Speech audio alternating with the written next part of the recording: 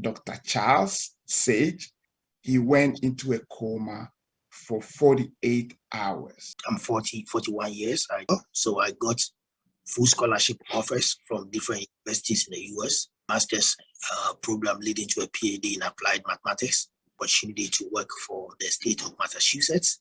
Charles, we almost lost it, Dr. Charles. I saw your picture. I had passed out, so I didn't know when I passed out and how I ended up in the hospital. My 40-year life on earth was played for me on that screen in less than a minute. I saw angels surrounding me.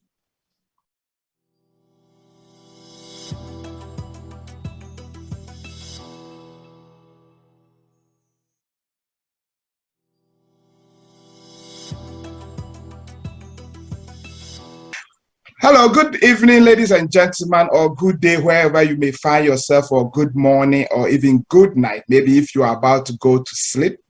You are now listening to Rock Forcing TV on YouTube. And today we have an interesting story that we are going to discuss. We have a fine gentleman here with me in the person of Dr. Charles Sage. And I've known Dr. Charles for a little while, more than 3-4 years for now. So if I'm talking about Dr. Charles, I know who I'm talking to or who I'm talking about. Today, our topic is concerning Dr. Charles's experience that he had during the time that he went into a coma for 48 hours. Where doctors tried as much as possible to revive him. He passed out, and then people tried to revive him, and it took a whole long of time. But without much ado, I would like Dr. Charles to get in, and then we're going to ask him a few questions. And before we get on to his near-death experience, we want to know a little bit about him, where he is from, who is he, what he has been doing, prior to the experience, and maybe post NDE, we will ask him a little bit about it. So welcome to the program, Dr. Charles. This is Rock Forcing TV. Thank you so much, Elder. I don't know how I should refer you on this. Don't worry, just refer to me as Rocky. Rocky. Thank you so much, Rocky. God bless you for such an opportunity. Thank you. I'm honored to be here this evening or this afternoon. Me too, Doctor. And usually you know me as Rocky, so don't try to put those kind of like respect in there. I'll go with Rocky because yeah. So we would like that. Dr. Charles, can you tell us a little about yourself growing up, how things were? And then many people know you from Ghana. I know you from Ghana. And then over here, I met you. I didn't know you from in Ghana, but I know you are from Ghana. And I met you here. And so can you tell us a little bit about yourself growing up in Ghana or here, where you were born, how life was from the beginning? Thank you, Rocky. So basically, I was born and raised in Accra, North Ghanaian to be precise. Okay. I did my elementary school and high school, secondary school, if you may say that way, and my first degree all in Ghana. I graduated over 17 years ago, actually. Pretty young. I'm 41 years. I just turned 41 a couple of weeks ago, November 25th, 1980. I was born. But I'm the 10th of 11 children. Wow. I'm the 10th.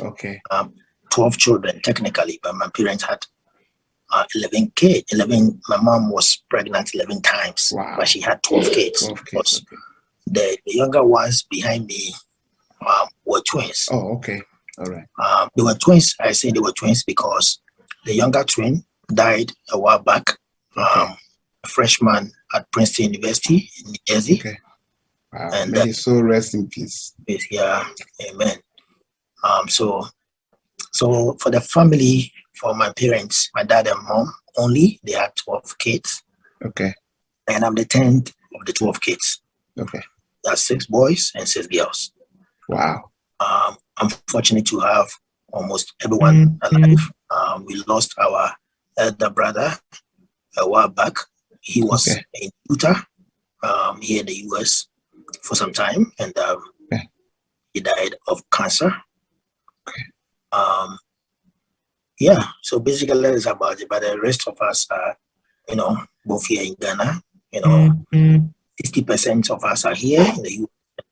The remaining 40 are in Ghana. Okay. My mom is still alive. My dad passed when I was a sophomore in the university in Ghana. So fast forward, I grew up in Ghana. I was a very much charismatic person. Okay. In nature, very, very energetic. I draw a lot of crowd, and in most part of my growth process, I have been more like a leader. I've held leadership positions among peers. Okay. From elementary school to middle school, high school, and all the way up. And I naturally had that aura of influence. So I'm able to, negotiate well within the peers. I'm able to put my vision and mission and sell to my colleagues, my age mates. And I was a very, very good soccer player. And all I wanted to do was to play professional soccer. Okay. But I was also equally gifted academically.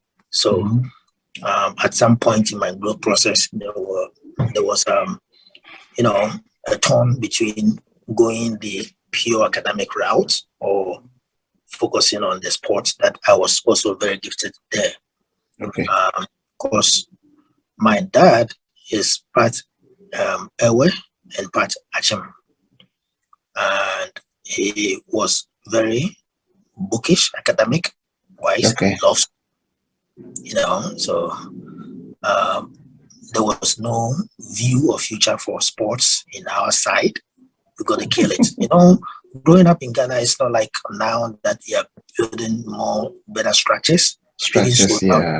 Because that's true. Sports as a professional, sports player, soccer player specifically, and go that higher in academic. You need to choose one. Choose between, So how was your spiritual life was growing up also? Yes. So I was born Catholic. Okay.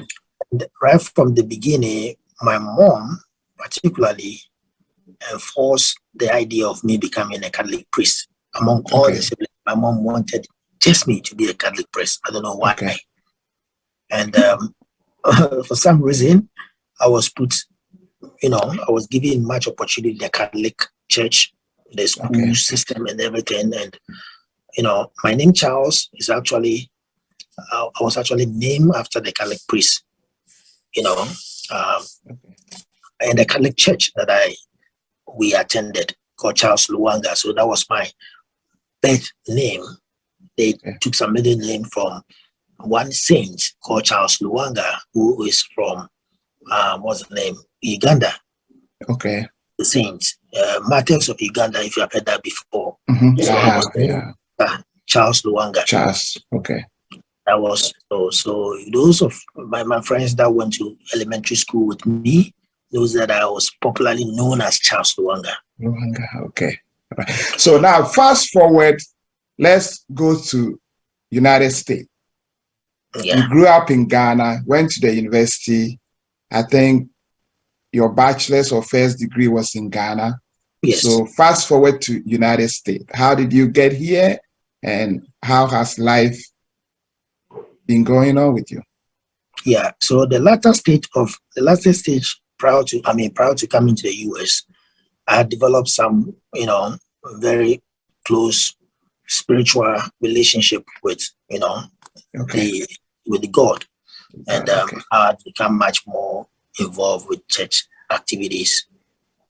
And I even created a fellowship in my neighborhood that I drew attracted almost the mothers and, fathers, all the neighborhood, people in the neighborhood that comes to our house early morning for one devotion. I led them at the time. So I was building some spiritual thought at that time. And even though I was a difficult child, everybody knows me. I was very loud. And I was the only person who connects with everybody. Okay.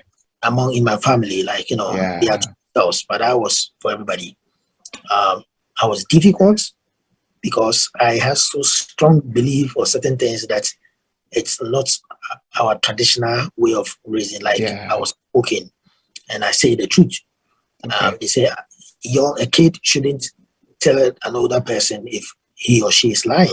But this was my time. Okay. I said it when my mother is not saying exactly the thing. I say, "Mama, you are lying. This is not true. It's not true." Yeah. And then I'll get some beating when my big brothers are not saying exactly the truth because they are older ones, and we always have to allow them to say whatever it is, even if it's true. I wasn't that. I was more like a rebel. Okay. Of the in the family. Yeah. In the family. So I was never that person who covers things up. I say it. And so I had difficulties growing up. Because it wasn't our culture. I wasn't silent. I said whatever I see. And I was never an angry person. You will know exactly what I'm coming for, what I'm saying. Yeah. When I say that is it, I never kept things within me. So everybody knows me as such. Okay. I say it. And now, when I about to graduate from the university, I started researching on how to get into the US on academic process. Okay. Because I vowed that I wanted to do my PhD and my master's and PhD in the US. But it's quite expensive to do that. Coming from a big family, that it's not like my father was extremely wealthy. No, he wasn't, and he was even dead at the time. Okay. So I studied and sat for the GRE, something they call graduate record exams. And by God's grace, I did creditably well. So I got full scholarship offers from different universities in the US. Okay. And that was what brought me here, initially to do a master's program leading to a PhD in applied mathematics. So I came and I did the first master's within the 2 years, 2-year period in applied math. And whilst moving on to the PhD, the continuous program, I got poached by the economics department for the PhD to recruit individuals with masters in mathematics and engineering to do economics PhD, because this program in the economics PhD side was much quantitative. Okay. And I need more strong mathematical acumen to succeed. And guys from masters in economics itself were not able to do that. The rigorousness of the mathematical components. So they were recruiting engineers, mathematicians to do that. So I was recruited a good offer, a stipend and scholarship. So I took the opportunity and I did a PhD in mathematical economics from the University of Texas. And I met my wife here. I had kids, and everything that fell in place. And right from school, I got an opportunity to work for the state of Massachusetts in Boston as a data scientist. So I did work for a while, and then I decided to come closer to the government. So I found a job with Blue Cross Blue Shield in the Maryland area. That was what brought me into Maryland, again doing analytics and data science. And then I started, looking at establishing a company of my own, consulting company for training because we have a lot of limitations in this field of data science. So I took it upon myself to form a company to train professionals to feed the industry. So I started my company called Swiftland IT Solutions, and we're in the space of about 8 years now. We have been able to train individuals over 1,000. We have including me. We have professionals in the US and Canada and the UK. We have strong alumni body in great institutions and companies across Canada. I worked also for the federal government at the NSA. But what my company looked like is kicking up very bigly. I needed to get off, so I resigned. And started doing consulting for other government agencies like the HHS, and the HHS is Health and Human Services. CMS, Center for Medicare and Medicaid Services, and then quite recently doing another consulting work for the Federal Aviation Administration, and also for Blue Health Intelligence or Blue Cross Blue Shield. So I decided I've done other private sector work, Wells Fargo, Bank of America, and all that's doing consulting and analytics through my company. So that has been my journey so far until the last encounter that aroused this. That's where we're going to go next. And like you were saying about the company, Dr. Charles's company is called Swiftland IT Solution, and I'm a product of Swiftland. During my time, we had over 70 students. Over 70 students. And I'll advise anybody who wants to get into IT, at least call Dr. Charles and call him first. If you can be either go to school or be in his program, he will give you a good advice on where to go. So if you want to get into IT, data analyst, data scientist, and all those kind of area, just get in touch with him, and then he will be of a good help to you. Now, let's move on to why we are here today. I got a call from Mike here that, hey, Dr. Charles, we almost lost it, Dr. Charles. And I'm like, how? And he said, hey, the man went into coma for almost 48 hours. And I'm like, how did you know? He said, I read it from YouTube. So there and then I picked my phone, went there. He sent me the link, went there, and I saw your picture, especially this picture. I saw this picture. And I'm like, wow, the tubes and all that, you in a hospital bed? I'm like, wow. So there, I'm like, no, I have to call Dr. Charles to find out what's going on. So I tried to reach up and I couldn't get you. And later we got in touch. So now, can you tell us what happened? How you ended up in hospital, or what happened? Somebody who first asks, were you drinking?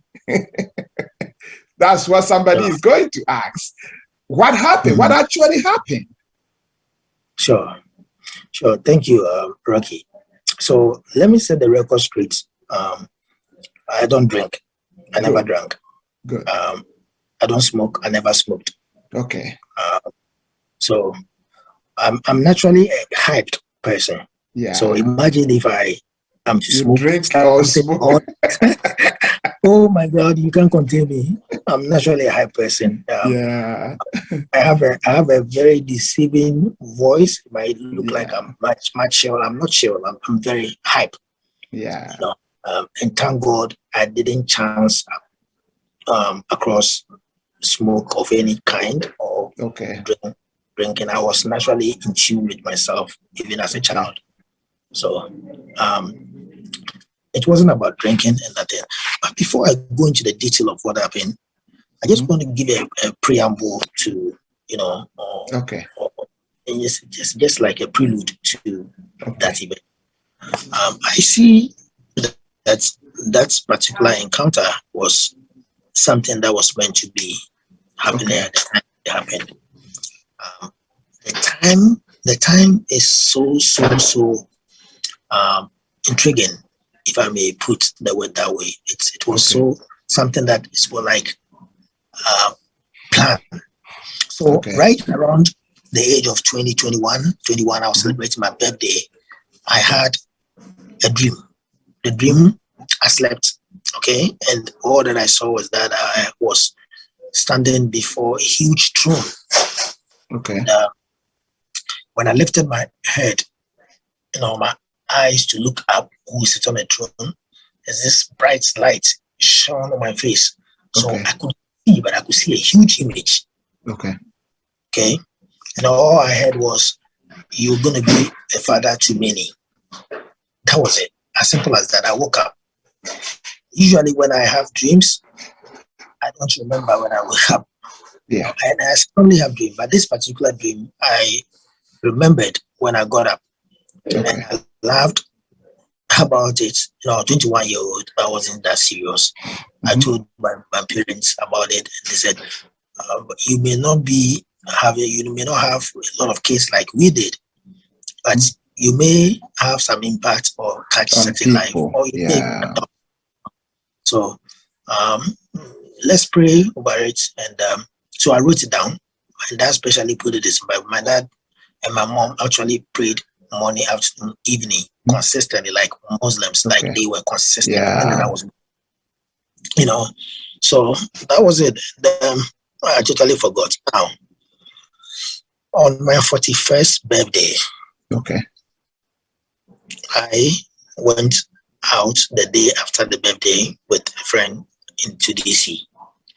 We started to spend the night there in W Hotel, just to go away, So we started watching some very funny show on the TV. So funny, I was laughing so loud,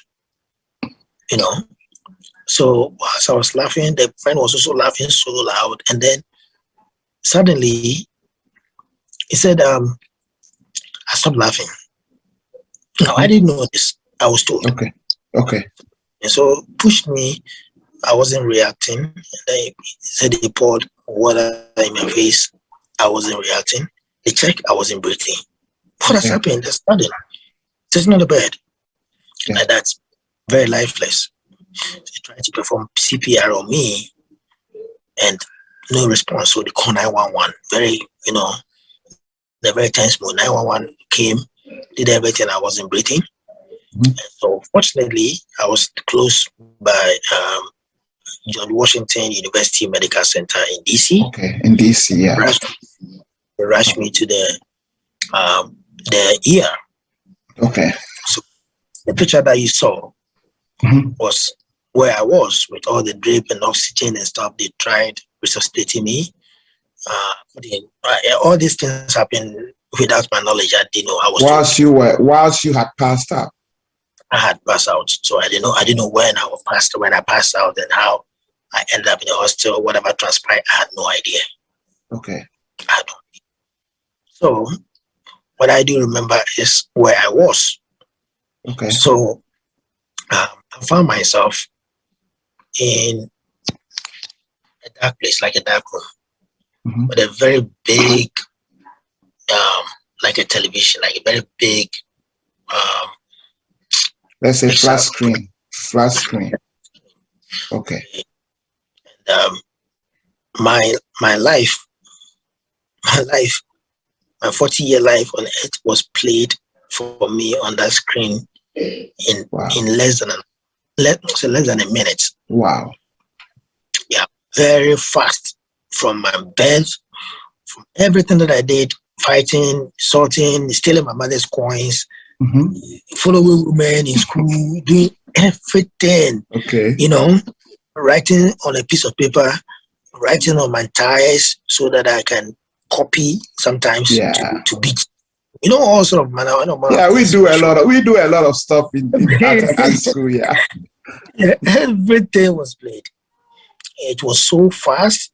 Let me say a little over a minute. However, it was so clear.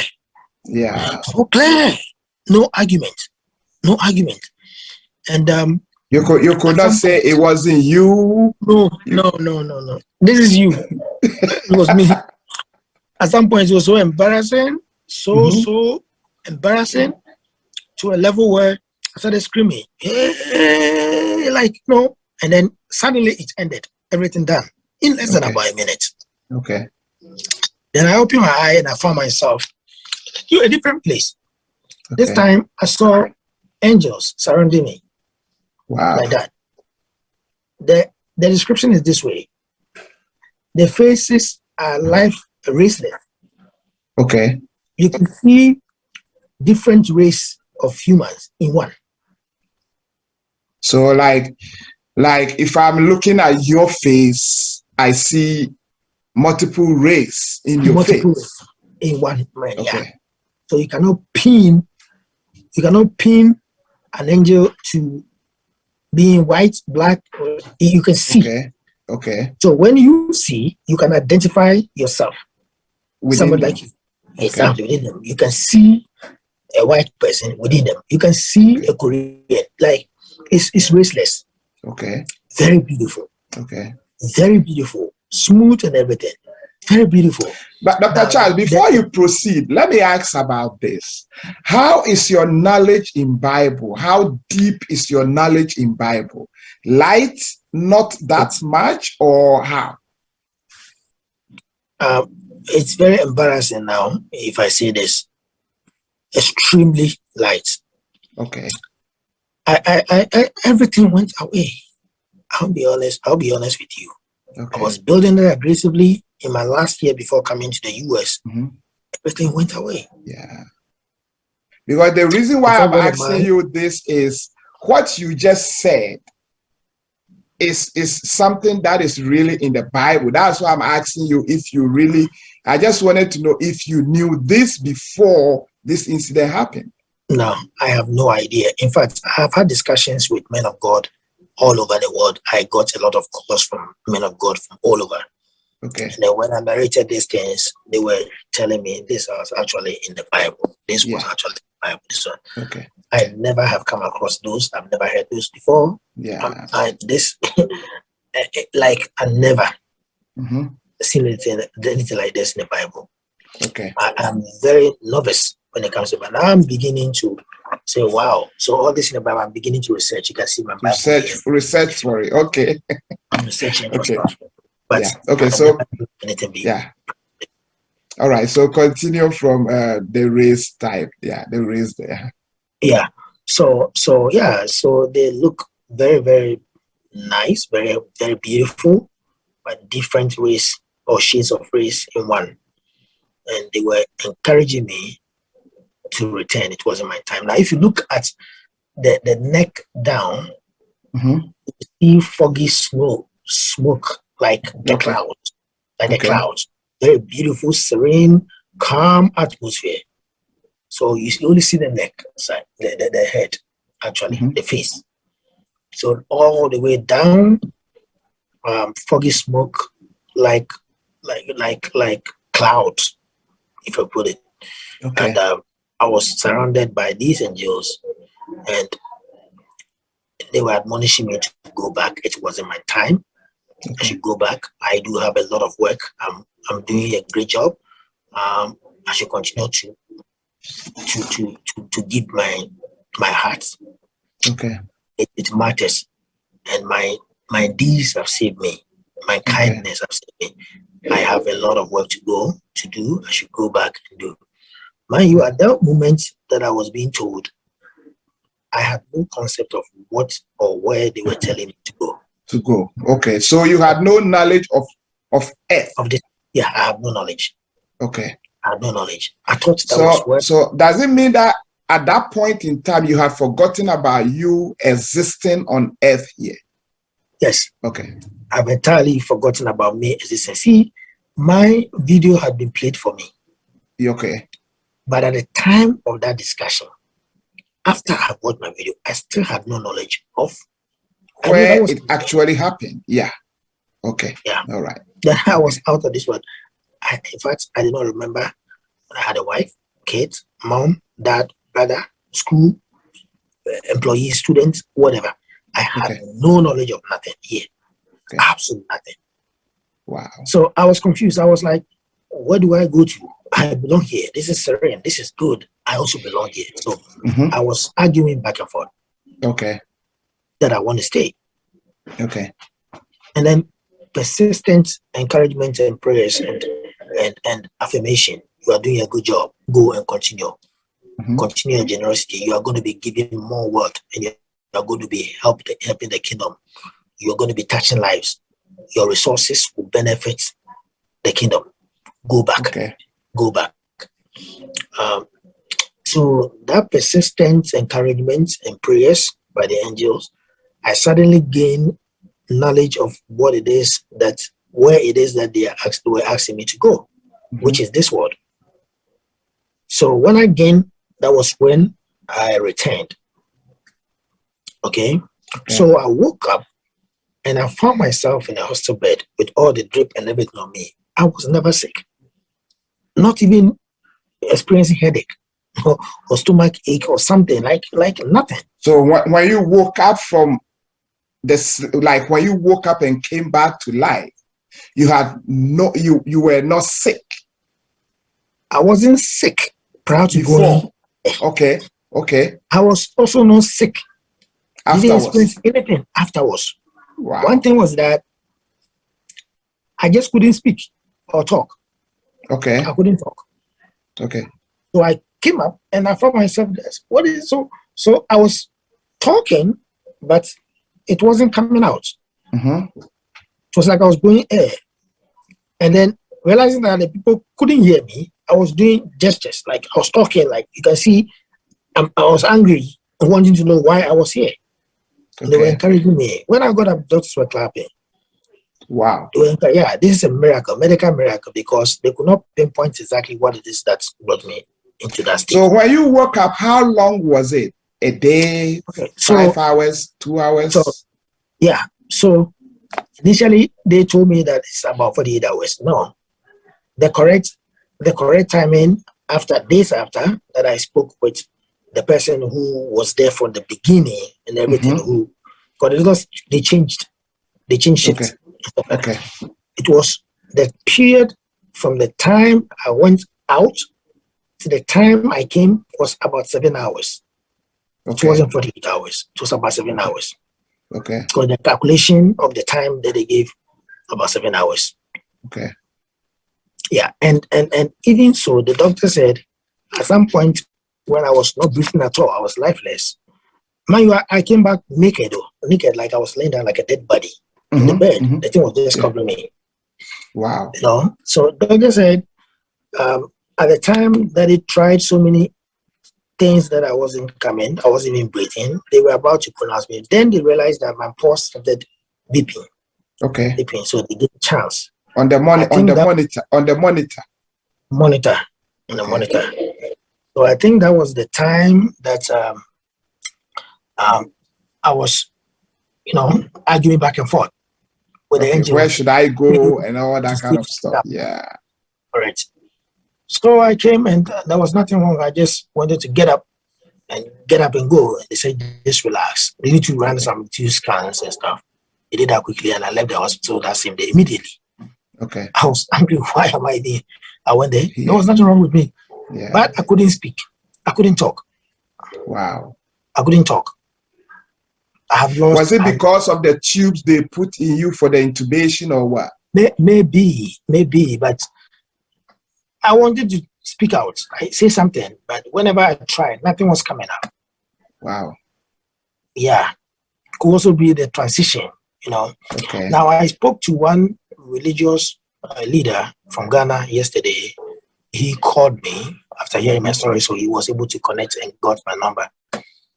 And I spoke to another friend of mine who is very religiously in tune, the spirituality and stuff. And he said the state that I went to is called trance. Okay. It's called trance. It is something that was experienced by the ancient prophets.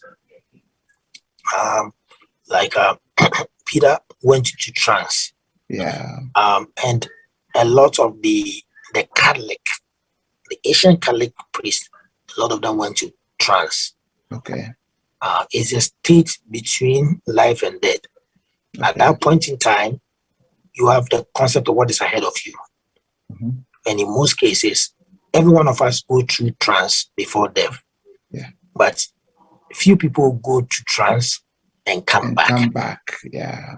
Yeah. And mostly those are those highly religious. They could focus in the spiritual so much to a level of, that level can take them there. Yeah. Rare instances, people actually experience that. That's why you hear people saying, "I'm going to heaven and came back." Yeah. Where I went to, I wouldn't say it's heaven. It's absolutely the description that was given by the religious leader. It was a trance. Okay. So, what was the atmosphere like? The feel when you were there? Yeah, like I said, it was very serene, very calm. Just imagine yourself in some very beautiful blue ocean beach somewhere by yourself. You hear the ocean wave, the calmness, the serenity of the scene. That is how it was. Okay. It wasn't like this one where there's structures and everything. No. You don't see anything. You see clouds. Yeah. Beautiful. You would feel like you can walk through the angels. You can walk through them. Okay. It's so serene. It's peaceful. It's peaceful. You can feel the peace, the tranquility, the calmness around it. Okay. That is the environment right there. You wouldn't like to come back, especially if you experience the beautiful parts that I feel very privileged, like blessed to have gone through that. I'm telling you, it's a beautiful place, very beautiful place, very tranquil, very calm, very peaceful. So beside the clouds and the people, did you see any other thing? No. Like flowers? Because people get to that stage, they see flowers, mountains, horses, those kind of things. I didn't see nothing. I saw the angels surrounding me. Okay. I saw from the neck down, and everything around me was a cloud. Okay. A white foggy smoke. A very calm. I did not see physical stuff. I did not see tree, mountain, flowers, nothing. Okay. I saw in the clouds. Okay. Now, let me draw you back to relating you with before your life was played and then after you went into where the cloud was. Now, between those transitions, was there any guilt after you move from one point to the other? Yeah. So when my life was being played, at some point it was so embarrassing. I told you that it was very short, approximately about less than a minute, but it was clear. Like 40 years played in less than a minute. It was so clear. I saw everything. I felt everything. At some point it was so embarrassing. I was shouting. I was shouting. You wanted it to stop playing. Stop playing. Okay. To stop playing. And I thought I was condemned. But right after that scene where I met the angels, it was like my life was affirmed. I was doing good deeds. It has saved me. I should go and do more. Do more. Okay? Okay, so I feel to recall this thing. At the time, the day of my birthday, I prayed for two things. Okay. I wanted long life. God should increase my life on earth. Okay. And to strengthen me so I can learn how to say no. Because I have been battered by a lot of disappointment and backbiting, and stabbing and stuff like that. Yeah. Every now and then I still continue to do the same thing for people, other people, even the people that you get betrayed. I get betrayed a lot of disappointment. So many people can relate with this one. Yeah. So I felt like, God, why don't you make me a little stronger? So sometimes I be able to say no and be able to be a little mean. Yeah. That was the prayers. Wow. Yeah. But for that prayers, it didn't work out Okay. because that wasn't what I've been mandated to do. Yeah, And actually, what I was supposed to be my call. Yeah. And that it is not for a man to decide who he can bless or bless. That's true. It is your call. And it is your call.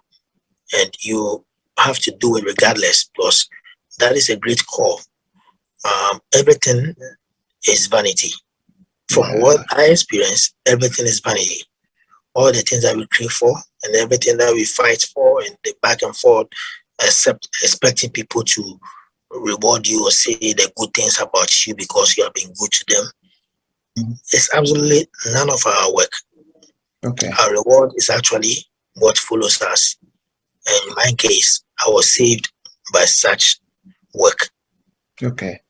Because I want to dwell a little bit on the transition between life being played and the other one. You talk about guilty here, but when you went to the other side, after your life has been played, when you went to the other side, did you remember anything from the life being played? You mean, I don't know if you get what I'm trying to say. Oh, yeah. When I went from that view of where my life was played to the other side, where you saw the angels. No. That is the thing. I did not remember that life had just been played. That I felt guilty. So you forgot about it entirely, like totally forgotten about it. Entirely. Okay. At the time that I was surrounded by angels, I forgot about everything that was just played some moments ago. Okay. Because the reason why I'm trying to dwell on it is that I'm trying to relate it with things that is in the Bible. You understand what I'm saying? Just the question I'm asking is just helping somebody who knows a little bit about the Bible to be able to pinpoint this is in the Bible, this is not in the Bible, this is related to what or not. Because when you said, the first thing you said that when you saw the people or the angels, you could see faces of race in there. The Bible confirmed it in Revelation chapter 5 that he saved us from every race, every kindred, every nation, and made us into one for Christ. You understand what I'm saying? So with that said, if you are seeing different races in one person, that shows that each individual is a multiple of race. Because I could have been born white, I could have been born Indian, we could have been born anybody. So where you born is, and then when you talk, you talking about the cloud. That is why I asked you, how was your Bible knowledge before you went up there? You know, you went to that situation. Yeah. Because when you look at the cloud that you are talking about, the Bible says that when Jesus Christ is coming, he is coming in a cloud. Wow. Okay. And this relate, and then even before he was taken up, they said that it was a cloud that took him. This relates to it that angels could have taken him when the men saw it to be a cloud. When Jesus is coming, maybe angels will be bringing him, but people will see it to be a cloud. Now, about where you said your life deeds have saved you, before the scenes, when I was talking to you last time, I made mention of Dzacka, who died, and when she died, widows gathered around and called Peter and said, this woman's deeds, because of this woman's deed, we don't want her to die. So let's bring her back. And then Peter prayed for Dzacka, and Dzacka came to life. I'm just trying to connect the dots. That's why I'm asking. Yeah. So if audience see me asking a question around a particular thing, it's not that I'm repeating myself, but I just want clarity, you know, over there. Yeah. So now let's see afterwards. Now that you are back, what is the impact? What influence has he gotten on you? Are you going to be mean like you prayed for? Are you? You know, Rocky, I bless God for such an opportunity. I bless God for such a blessing. Yeah. To me, I see this as a wonderful call. Yeah. I feel like I have been privileged. Okay. I feel like I have a cheat sheet to life. Okay. So let's put it that way.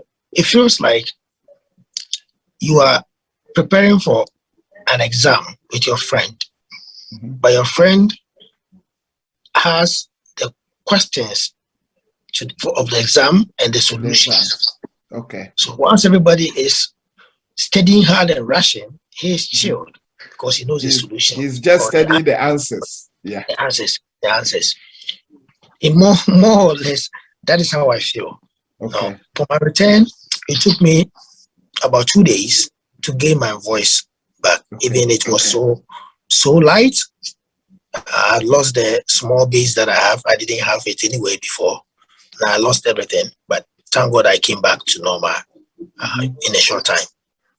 But everything looked very normal, and every big thing looked average to me. Okay. Like I said, I wasn't going to leave this world as a poor person. And I'm not doing this thing to increase my congregation of church members. Yes, you said that in your YouTube Or on your Facebook channel, exactly, your Facebook listen. You said that, yeah. Exactly. I don't need sympathy. I don't need money. Let's put some of your pictures before this incident. We will put some of your pictures there just for people to know that, like you say, you were not that rich to be considered as a billionaire, and you were not that poor to be considered as an average American. Yeah. You were doing well. Because when we say average American, we know it's hand to mouth. It's like after 1 month they struggle to pay their bills. But your life is not like that. Your life is beyond average American. Your life is like a corporate American, somebody doing better in life than the peers. Because corporate American will even be understatement. Okay. Because prior to that, and even now, I can say that I can stop working for 5 years and sit down, and I'll be okay. You see, very much okay. Yeah. Everything that I have to this stage, to me, I bless God for those. By the grace of God, everything else is a bonus to me. Yeah, it's a bonus. Yeah. I'm not like Mark Zuckerberg or Bill Gates and stuff, but I have been blessed for the short amount of time that I've been in this country. I've been blessed with what? So I do have it, and I will say that to the glory of God that I do have it. My child can say my dad is very affluent. Yes, is correct statement. Yeah. I'm here to testify that in all these things that we have, I have been given the opportunity to say it as it is. I think that the platform that has been given to me was meant for an impact. And that a lot of calls that I receive and messages that I receive from all over people that I've never come across before was that the people that they know that knows me had said stuff, and so they tend to believe my statement much more. It's not a loss. I'm not looking for anything at all. I'm just telling the experience that I encountered. It was a vivid experience, and I cannot keep quiet about it. I've been mandated to say it. So I'm just testifying that there is an absolute life beyond this world, and then we can get there with our good deeds and our clean hearts. That is all that matters. And like you say, when we read Hebrews, it talks about life after, judgment after. It's appointed unto man to live once, and after that, judgment. So there's always life or judgment after whatever that we do. Like you say, your life was played before you, and you couldn't argue that I never did any of the things that is being played or is being said about me that I have done, because you are looking at it and looking at yourself, and then so it's just an advice to the people out there who believe that there's no God, who believe that there's no life after death. And we just encouraging people, whatever your belief is, if you don't have any belief, then look unto Jesus Christ. But if you have any belief, please make sure you dwell much on your faith, and then do the good things that Dr. Charles is talking about, and then we know that it's gonna save a lot. Now, Dr. Charles, there's one question that I wanted to ask. I think it just escaped me, but let's look at it this way. Now that you are back, let's look at in relation with death. Like when people are sick and then you go to them, everybody wants, oh, pray for me that I may live, pray for me that I may live. People that have gone through this experience say that they are not afraid of death. Are you in the same situation? Absolutely, I am. Like I'm saying, everything else look very normal. Okay. Everything else seem average. Yeah, so I do see everything now very normal. I'm not afraid at all. I'm very, very comfortable. The beautiful thing is that I know what I'm here for, and I know what I'm supposed to do. I'm not afraid at all. I'm not afraid of death anymore. Yeah. And that is it. That's a peace and a calmness that I have. You have, yeah. I bless God for that. Yeah. All right, ladies and gentlemen, we are about to bring the conversation to an end. And I know if you are here up to this time, you might have learned something from Dr. Charles's experience, because that is what he's looking for, that people will be able to learn something from the experience that he has had. And Dr. Charles, let me put you at the corner right now. If somebody doesn't believe in Jesus Christ, I know you were told that it wasn't your faith or anything, but you were told that it was your deeds.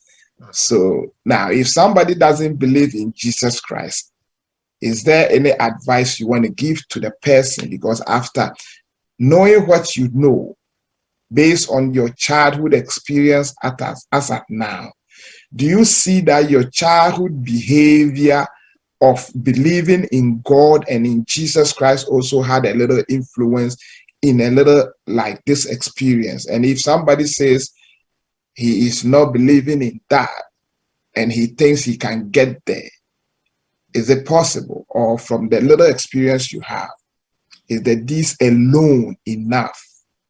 Or the belief is also part of it? I wouldn't say the deeds alone is enough.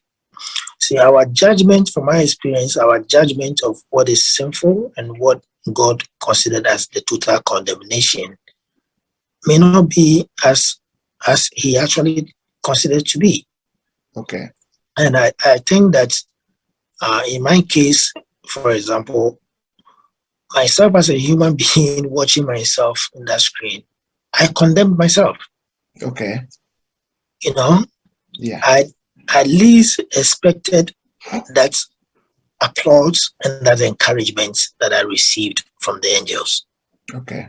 That it was centered on, almost everything was centered on my good deeds and my heart. Okay. You understand? There was no, and I'm being honest and truthful as the experience that I experienced, there was no mentioning of religiosity, like you didn't go to church, or this why you have not gone to church, or but I know that maybe because I was qualified in that aspect, because I'm a born again Christian. Okay. I've been baptized. Okay. I believe in Jesus Christ. Okay. I believe that he's the Son of God and he's God. I believe in the Trinity. Okay. You understand? So maybe those things were because it was already endemic in me. It's part of my belief, and I've gone through the stage of surrendering to Him, and believing in Him, and having the faith in the scriptures. I wouldn't say I was 30% knowledgeable or 20% or even 5% knowledgeable about the Bible, but I was very faith believing person. I believe in Jesus Christ. I believe He's the Son of God. I believe He's God. I believe in the Trinity. And that has been my doctrine from day one, and that is how I was raised. So I can't say that for the Muslim or the traditionalists or the atheists, they may have their different judgments. I don't think that from my experience I even have the audacity or the knowledge to say precisely what it is that will qualify someone to that beautiful place. But what I experienced was about good deeds. And I believe that, it's a combination of good deed and your faith as well. Because I am from the other faith, Jesus Christ as my Lord and personal Savior. It is a salvation. And I think that He died for our sins. He died to save us. So I think by the virtue that I believe in the salvation, I was probably qualified from that angle. Now, the angle relating to my person is the good deeds that supported that fact. And that is what I would say. Because I was trying to find a verse, a Bible verse here, which is First Peter chapter 1, verse number 1 to 17. Verse 17, which says, "And if we call on the Father, who without respect of persons judgeth according to every man's work, passes the time of your sojourner here in fear, so as much as we know that ye were not redeemed with the corruptible things as silver and gold from your vain conversation received by tradition from your fathers, but with the precious blood of Christ." So it's telling us that we are just sojourning in here, so as we are passing through with fear and trembling, and then we also making sure that, like you say, you have the belief in Jesus Christ. That alone, because by the precious blood of Jesus, we are bought for God. So if you qualify to stand before God, one pastor was telling me this, that Rocky, Jesus has saved us all right.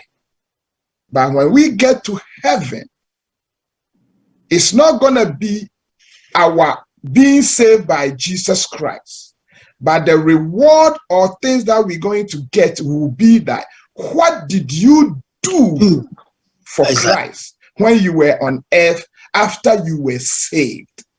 So for you, being saved already, and you continue to do things that you are doing, that qualified you for your good deeds.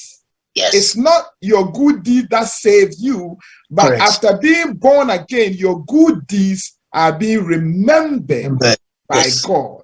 Absolutely. You understand? So there and then we have that kind of salvation, and then He says, go back and do more. Do more. Yeah. He didn't say go back and stop believing, but He said go back and do what you are doing, do it more. More, yes. Yeah. So we know for sure that God, in His infinite mercy, is so gracious. I don't know if you have anything, last words for somebody before we called the curtain close, because I have taken most of your time, and the time that you gave me, I have extended it. So that is fine. We are on call to do the work, and I see this as a privilege to also extend a message to the rest of the world. And thank you, and I thank God for using you as a channel to send the word across. What I will say to everyone that is listening to me is that My brothers and sisters, it is not all that we see, all is vanity. Amen. We can get everything in this world. We can fight, get the best education, money and stuff. It only boils down to one thing. Your deeds and your belief in your faith.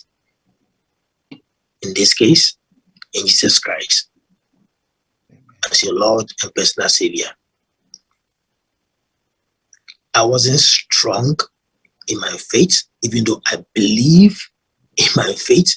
I wasn't practicing. I was distracted by the busy bustle of this world. However, he had mercy on me, and he used just one little thing to qualify me. So it wasn't that I have done or I did so good as humans would put it. I was a sinner, but he qualified me by his grace. Amen. And I had this real encounter, an experience that I believe has shaped my mentality, how I see things. I'm not afraid to die. I'm happy that I know what I'm here for. Yeah. How long I will be. I'm just doing mine. Many of you may be going through difficult times, maybe going through stages in life where you feel like you have been betrayed so much, you have been so kind, and you have been backstabbed, and so on and so forth. So you are trying to pull off and stand aside and do your own thing, let people suffer because you can't help anymore. Mm-hmm. It is not yours. It is not yours. It's not yours to make. What you are doing, please continue to do what you're doing. If you are helping a man to live a better life, if you are helping people who are struggling, if you are helping the poor, whatever you are doing, please don't look for the rewards here. It's not sufficient. Yeah. The rewards is when you get to heaven. It is true. Heaven is real. I'm a messenger. Please listen. It is real. Thank you, Rocky. You're welcome, Doc. But before you go, let me ask you one final question. Definitely. Without this experience, if you are being told this, what would have been your reaction before? I have been told this many times. I reserved this question for last. I did it on purpose. Yeah, that's a good question, and it's a good way to end. I was like a doubting Thomas in everything. I believe, I have the faith that I'm a Christian. I believe in Jesus Christ. That is constant. I never changed that. Yeah. But at some point before the incident, I was a bit nonchalant. So if you hear people talking about incident I don't even pay attention. I don't even listen. I just pass as if I didn't hear anything. I just pass. It never exists. And sometimes you look at them and say, oh, forget it. You think you are the only holy person. Yes, the holy person. Yeah. Other times we judge, this guy. Maybe, you just want to form a church or something, Yeah, now that's the way to get money. No, it's not like that. And I think that, I believe that a lot of people that have experienced this, that we have heard, actually did experience those. Yes. It is difficult. And when I came and I was saying this thing to people, right? I noticed one thing. It will be difficult for the people in the physical to understand. Yeah, that's true. It will take divine wisdom and understanding to understand these things of spiritual. That's true. So we can only enforce and say the words to pray that God, in his infinite wisdom, will give wisdom and understanding to humans, people, to be able to see and listen and accept the truth. Yeah. It is tough. And I was in a situation before, so I know it's tough. I didn't get it, but now I do get it. Thank you, Dr. Charles, and we appreciate you being here. And we believe that in one way or the other, somebody might be listening to it from the ends of the world. And if they believe one day they will meet you in person in heaven, and they will give you congratulations, say, I thank you for sharing your story, because your story also gave me faith to fight on. Dr. Charles, we appreciate you for being here, and we thank you, and we know you will continue the fight in your faith and get more stronger. Now that you have experienced it, you don't want to miss out on it, because we are not going to invite you to your own party, but if you miss out on it, you just miss out by yourself. We hope none of us that are listening to this will never miss out, but we will make it to heaven. It will meet you once again. Dr. Charles, thank you. And we thank our producer, Mr. Forcing, for all the good job and the good work that he's doing. We appreciate you so much. And please, if you haven't subscribed to our channel, subscribe to our channel, and we will bring you more of things like this whenever we come across people like Dr. Charles, or people who have special experience and want to share with you. God bless you, and thank you for watching. God bless you. Thank you.